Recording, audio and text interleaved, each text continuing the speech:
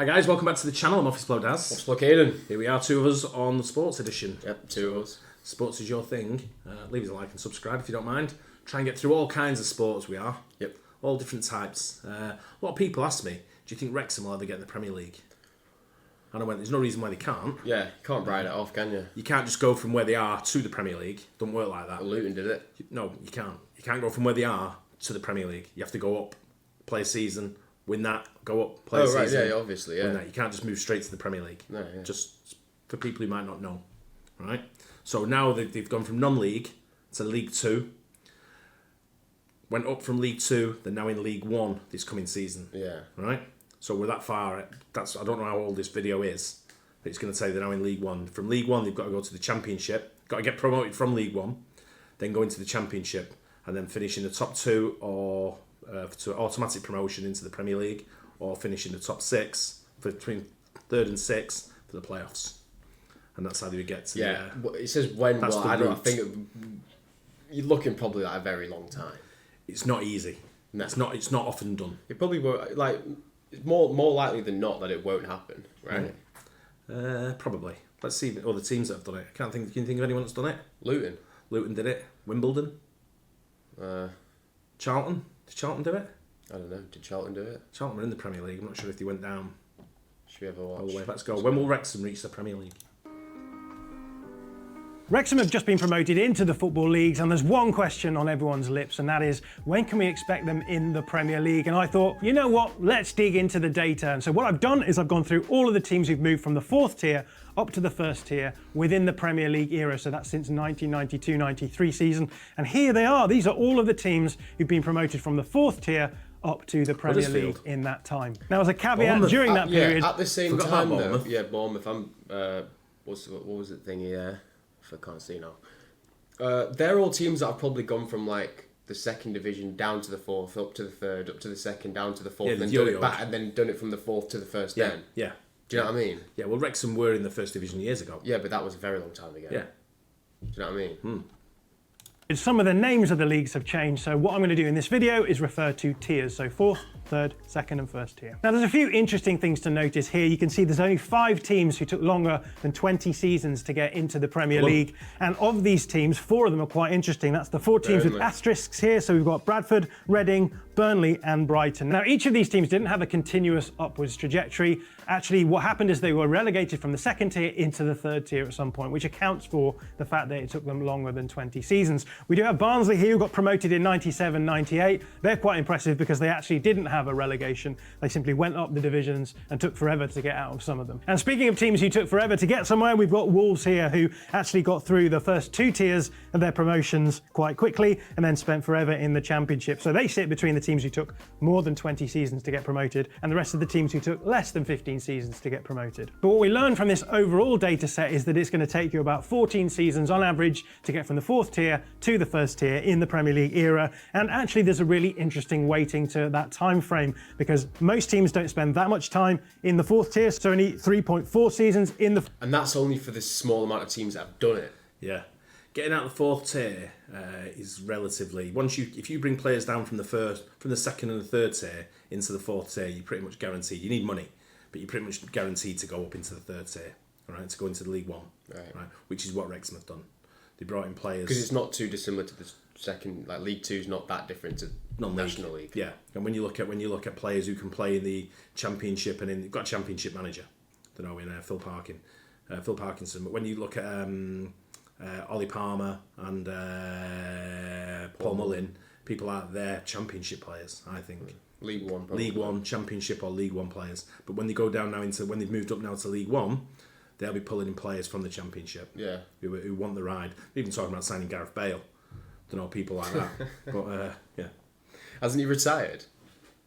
Yeah, golfer now. The 4th tier. In the 3rd tier, you're looking at about 4.5 seasons before you're getting promoted. And then the 2nd tier, 6.4 seasons to get out of the Championship. So there's definitely a skew towards getting out of the Championship. But obviously the owners of Wrexham aren't thinking in terms of a 20-year time frame. They want to get up to the Premier League much quicker, and that means quick promotions. And there are some teams in our data set who've managed to do that quite quickly. So we've got Luton here, that many people will know from the Premier League this season, who managed to jump quickly from the 4th, 3rd into the 2nd tier tier, and they weren't that long before they were in the Premier League as well. So the big question is, can we learn anything from those teams who manage these quick promotions? So on the board in front of me here, we've boiled it down to all of the teams who took less than 10 years to make the promotion through tiers 3 and then 2 up into the Premier League. And there are some standouts here, particularly the teams who've managed it in 5 seasons or fewer. So we have 2 teams that managed it in 4 seasons. That's Fulham in 01-02 and then Hull in 08-09. And then more recently, we've got a couple of teams who managed it in 5 seasons. That's Bournemouth in 15-16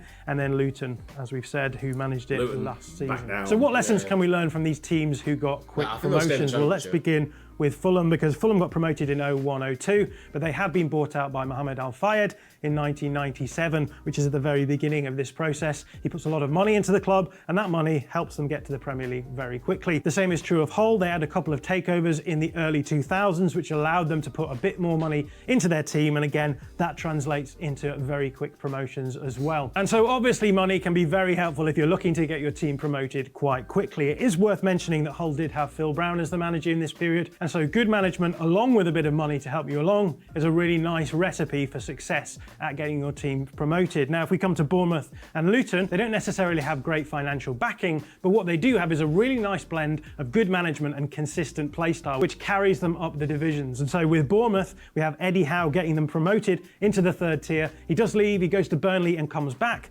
and then he gets them promoted again into the Championship and carries them. Bizarre, he even had a Newcastle sweater on when he was when he was at Bournemouth. Even when he went to Burnley and came back, still wore his Newcastle sweater.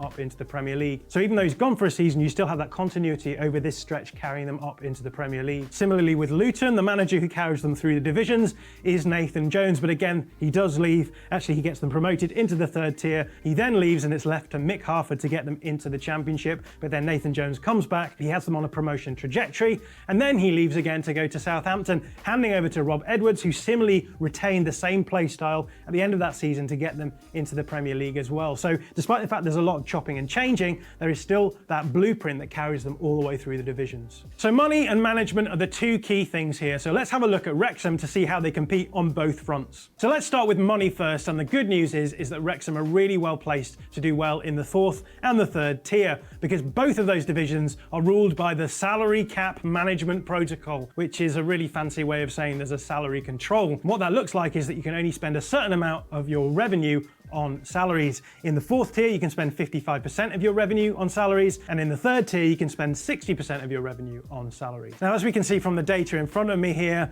this hasn't actually been happening in recent seasons, and that is because of COVID. So as you can see here, in the 4th tier in 2021, actually the wage to turnover ratio was up at 80%. That means 80% of a team's revenue was being spent on wages, which, as you can imagine, is not a particularly sustainable way of living. But as you can see, in the following season, they've managed to get below that 55% threshold, which is what Wrexham will be expected to do as well. But this won't pose any problems for Wrexham because they're so good at generating revenue. So in the first season of Welcome to Wrexham, we have Sean Harvey, the CEO, saying that their wage budget for the year is around £2.3 million.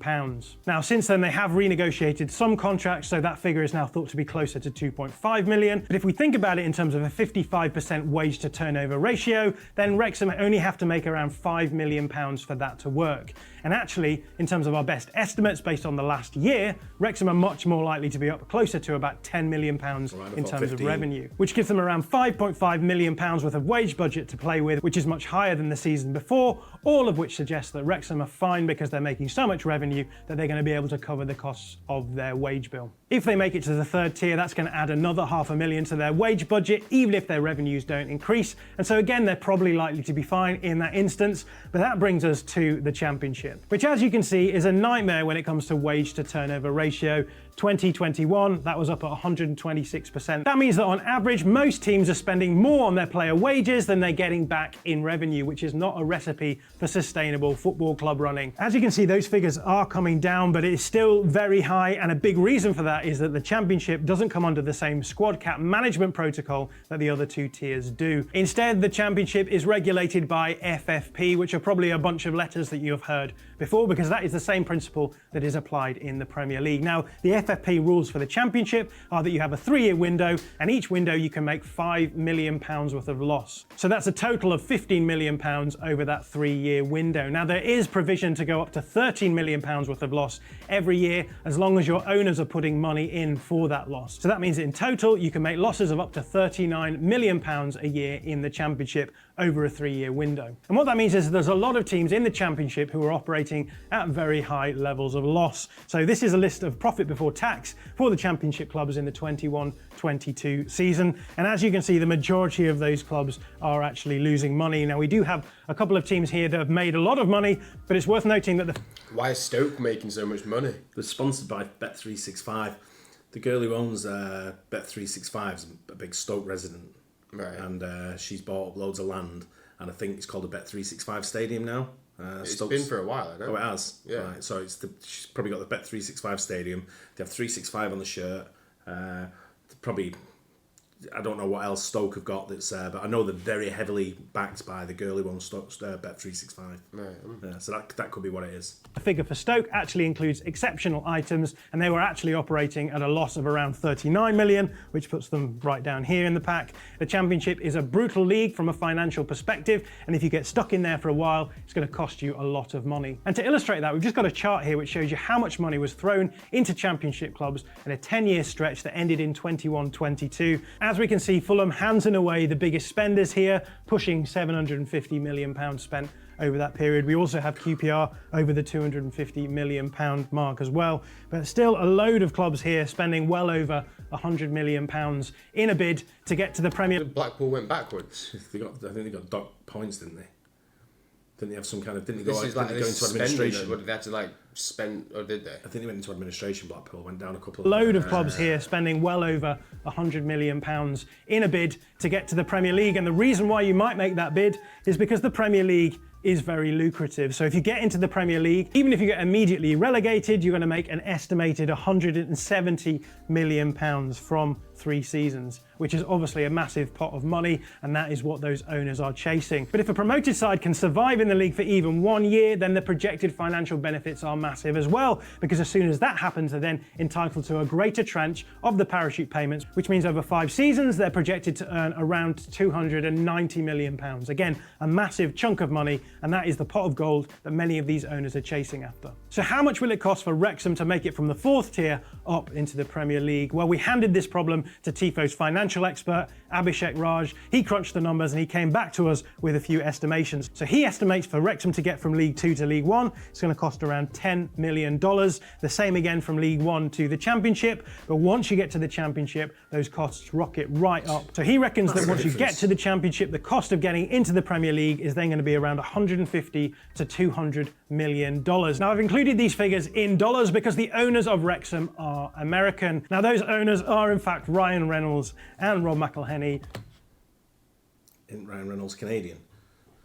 Yeah, sure. He's still American though, I guess. North American. North American, yeah, but the way you refer to it is USA. He's Canadian. Yeah. You don't call someone American North. If You don't say to me, look at that European bastard over there. No one calls me that. Yeah, they don't say the European bar. No, they call me British or English. Get out English. Yeah, that's what they say.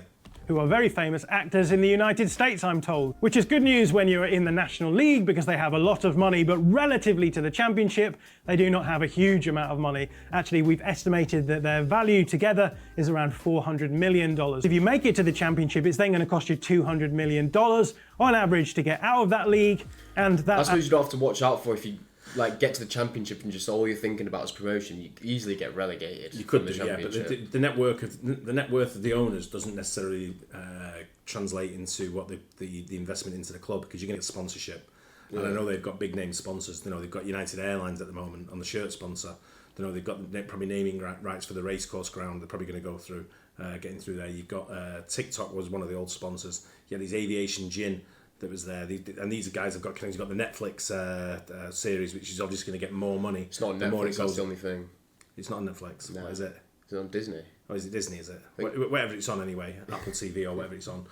Whichever one they're on, is that's the one that's churning money as well. So they've got some good connections to get some good cash through the door for sponsorship. Yeah.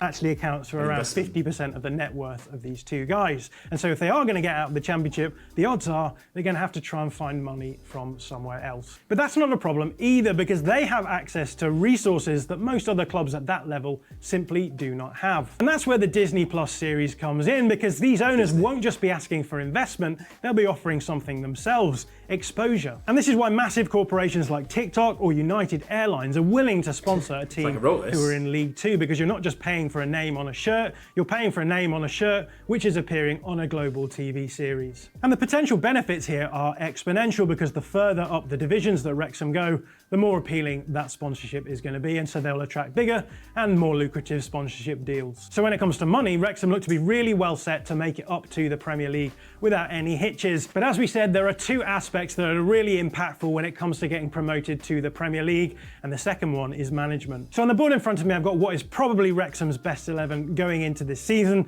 and that team is fronted by these excellent forward players in Paul Mullin and Ollie Palmer, who you'll know well if you have watched Welcome to Wrexham. But they're not the only stars here. We've got James McLean, who's a former Premier League player who's come in the summer. And Stephen Fletcher on the bench as well. Stephen Fletcher? Is that the same Stephen Fletcher? God, didn't know he was there. Yeah, that McLean's a proper knob, isn't he? He is proper knob wipe, yeah. And Fletcher as well, also a Premier League player who's come in this summer.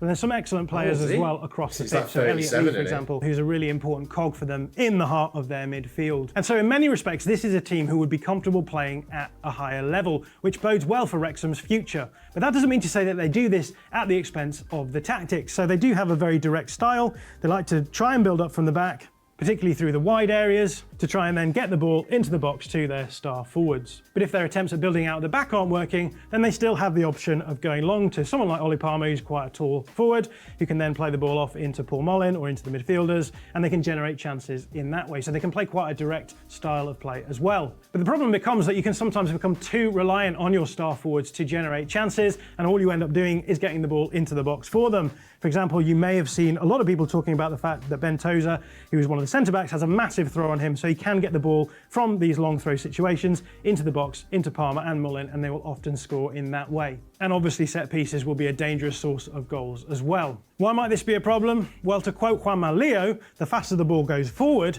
the faster it can come back. So if you play a fairly direct style, then you can expect those games to become quite transitional. The ball will go backwards and forwards, and you will lose control. And control is very important when you're playing at the highest level. And if you add to this the fact that Wrexham's press is quite passive, what this means is that often there are periods of play where the opposition are able to hold the ball and actually manipulate it as well. Earlier this season, Wrexham lost 5-0 to Stockport, and that was a game which really typified that. Stockport were able to control the ball for fairly long periods and just ended up chipping away at Wrexham until they got the goals. And so in the long run, the best way for Wrexham to compete at the highest level is by adopting a bit more of a controlled approach. And actually this is reflected in the data when we look at the teams who are promoted to the Premier League. So on the board in front of me, I've got a graph from Opta, which just shows play style of the various teams who've been promoted to the Premier League since 16-17 season. On the x-axis here, we've got passes per sequence, so the teams making more passes in their possessions are going to be towards this end of the spectrum, and lo and behold, we've got Burnley here from last season. And then on the y-axis, we've got direct speed up. Burnley football, just hoof it up and hopefully... No, that's since Vinny was there, so that'll be the Vinny company passing more passes. So they do slowing intricate means passing it round the back a little bit. It's like building up the play, going slow, moving forward. Is that Cardiff?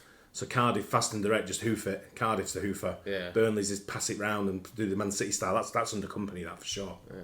Field. And so the faster the team, the higher they're going to be on the graph. And so we can see we've got Cardiff and Luton here, who are slightly outliers. They're playing more direct football. The majority of teams who are making it to the Premier League are towards this more slow and intricate, this more controlled approach in this bottom corner here. This season, Wrexham would appear on the graph around this area here. So they're not a million miles away from that more controlled approach, but it is worth remembering that they are playing in League Two, and once they get to the Championship, that could change drastically if they're still trying to play that direct play style. So the big question is, how sustainable is this tactical approach in the long run? Because if they get to the Championship and they decide that their style isn't sustainable, then it will require them bringing in a new manager, rebuilding the squad, and that could add a number of years to their projections for promotion to the Premier League. So from a financial point of view, it seems clear that Wrexham are well set up to fly through the divisions and get through to the Premier League. They may even do it in record timing. But on the other hand, there is that nagging doubt about the way that they play football. Will it be sustainable all the way through the divisions? And if it isn't, how many years will it add onto their time up through the divisions? So with all of that taken into account, we're looking at a best estimate of between 7 and 10 seasons before we see Wrexham in the Premier League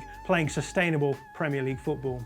If you like this video, please... I would say longer, personally, but... Yeah, I think that people say the hardest league to get out of is the non-league, and it's not. The Championship's by far the hardest league to get out of, in my opinion. I've seen teams motor to the Championship, and then they just go, boom, brick wall. Yeah. Because there's some bloody good teams in that Championship. Oh, yeah. Some very good teams. You look at the teams... Well, looking at every single time you're playing in the Championship, you're playing in the same league as three almost just teams that just come back on the Premier League. Yeah, you're looking at 3 teams that have just moved down from the Premier League. You're looking at teams that have been pushing from the season before, so 3 teams wouldn't have gone through from the playoffs. Yeah. Right? So 3 teams are still going to remain in there. This year you got Leeds, Barnsley, I think, was in the playoffs, were they? It was Norwich, wasn't it? Norwich, someone like that. And then you've got teams like in there that are coming down. Barnsley League One. Who went down? Sheffield United, Luton and Burnley. All 3 decent teams for the Championship. 3 very good Championship teams. So when you go there, if you're going to be competing with the likes of Leeds, Sheffield United, Burnley's the world, you've got to have some cash behind you. West Brom. Yeah, there's loads of them. Sunderland's going to be up there probably. The Bolton in the Championship now. Did they make it up? No, didn't make it up. But you're going to have teams that are League One's going to be tough for them. Yeah. When you see some of the teams in You the look League, at League One. like teams that have just probably gone down from the Championship as well into League One. Yeah, to Rotherham probably. Are they sort of like hovering bloody down there? Birmingham. Yeah. That's a good team. Yeah. It's I don't know how good they are. They're not that good that they went down. But Well, I mean, they'd probably finish higher end of the clout. League One. They'd probably be up there to win the league. Well, they've got clout. One thing I've not seen with Wrexham is how good how much money they've invested into the academy, and what they've got coming through of their own. That's their own built academy. I'm not sure. I've not seen anything. I've been watching Welcome to Wrexham, watching our Patreon, by the way. I've been watching Welcome to Wrexham, and I've not seen much on an academy. Maybe we're not far into it. No, maybe that's a massive thing. I don't think they're going to come in and straight away focus on the academy. They're going to focus on getting out of that bloody National League. Yeah, and that's what maybe that's what your focus main on the focus academy is. after. But you don't necessarily have to be involved in it. You need to put someone in charge of the academy to grow that academy, to make sure you've got players that you can bring from the academy into the main team to save you a lot of that money when you get into the Championships. Try and jump off the dregs of what you've got in local. You look at all the local teams to Wrexham, Liverpool, Everton, Man United, Man City. They could loan a lot of people. You can loan people. You've got play clubs like Salford and places like that. Get their dregs. Get the ones that are falling off. Ones that fall by the wayside that are being released. They're probably good enough for Wrexham. That they're not quite making it at City or United or Everton, Liverpool. Places like that. You can jump in there and get them working for you a little bit and see if anything comes about. But yeah, I think Wrexham from now. I think another 4 years we might see Wrexham in the Premier League. 4 from now, yeah, because they're in League One already. Going on this season, that when this video was done, they're in League Two. Yeah, and they've gone up to League One That means already. you were saying 5 seasons last season. 5 seasons, certainly. Yeah, so I think for another 4 seasons. I think we might see them in League One for 5 years. I think with people like James McLean coming in there and whoever they signed in the closed season this year. Yeah, but James McLean was like not even getting in the Championship teams and stuff. Yeah, he's a Championship player. So when he was like on the bench. League One, he'll probably be able to stand out in League One. Stephen Fletcher, you're going to get goals from Fletcher. He's not going to play 90 minutes every game. He's going to come on last 20 minutes of maybe half of the games, sort of thing, and give Mullin a rest and something. And Fletcher's a decent player. He's an angry Scotsman running and charging the ball around up front. You bring someone like that in, you might get a chance. I think they'll get promoted from League One into the Championship this season. Maybe this season. If not this season, definitely next season. I think they might. I think they'll finish like 17th, 18th. And I think it'll be 2 or 3 seasons in the Championship. I think they'll spend about 4 or 5 years in League One, and then they'll go to the Championship maybe and spend about 10 years. And they'll be and then they'll solidify themselves like a Championship team. That you see like teams that are in the Championship now that have been there for ages, but you've never seen them in the Premier League. I think they'll be one of them, and then maybe one day like a Luton. Yeah, like Barnsley's of the world. People like Barnsley. I mean, I know No, they've done the Premier League. I know they just went down to League One, didn't they? But right last day. No, they were like in the playoffs. They spent League One last season. Oh, really? Oh, okay. But yeah, you've got teams that are solidified. West Brom have been there for a while. Charlton have been there for so long and stuff. I think they might be the QPR have been there for ages. Yeah. Well, I mean, like 10 years. Yeah, but there you go. Anyway, that's might answer people's questions. You got any questions? Let us know in the comments. Yeah. It is our speciality sport, without a doubt, without a shadow of a doubt. So if you want to know anything about English soccer, just let us know, and we'll answer your questions. Yep. On that note, hope you enjoyed it. I hope it was well explained. I think from the athletic guy. Yeah. Don't forget to like and subscribe as well, and we'll catch you on the next one. Cheers. Cheers.